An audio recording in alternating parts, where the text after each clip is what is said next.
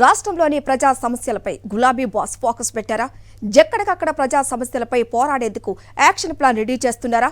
కాంగ్రెస్ సర్కారు ఇచ్చిన హామీలపై ప్రజాక్షేత్రంలోనే తేల్చుకోవాలని డిసైడ్ అయ్యారా? రాష్ట్ర ప్రభుత్వం మీద ఒత్తిడి తెచ్చేందుకు కేసీఆర్ రచిస్తున్న వ్యూహాలు ఏంటి? Watch the story.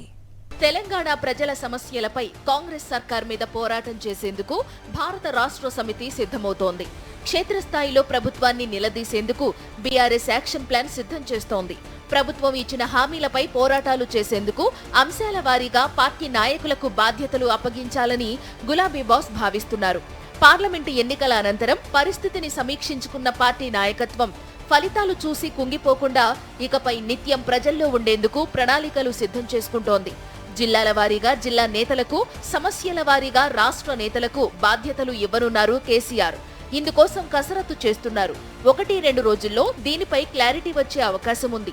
ముఖ్యంగా ప్రభుత్వం ఇచ్చిన హామీలు, పరిష్కారం కాని సమస్యలపై ప్రత్యేకంగా ఫోకస్ పెట్టింది. వ్యవసాయం, విద్యుత్, కార్మికులు, రుణమాఫీ అంశం, నీటి సమస్య, విద్యార్థుల సమస్యల వంటి వాటిపై దృష్టి పెట్టారు. ఈ అంశాలను బలంగా ప్రజల్లోకి తీసుకెళుతూ వాటిపై పోరాటం చేయాలని చూస్తున్నారు.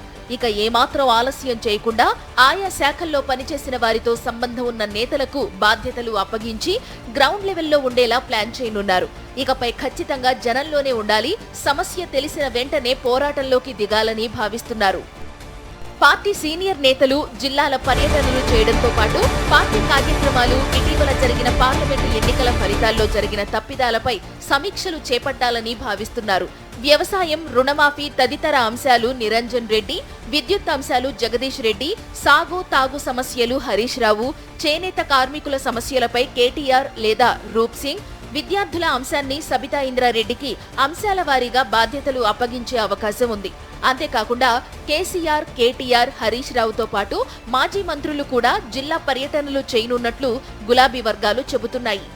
2 ఎన్నికల్లో పరాజయం తరువాత క్షేత్రస్థాయిలో బలోపేతానికి గులాబీ పార్టీ సిద్ధమవుతోంది. అందులో భాగంగానే ప్రజా సమస్యలపై ఫోకస్ పెడుతోంది.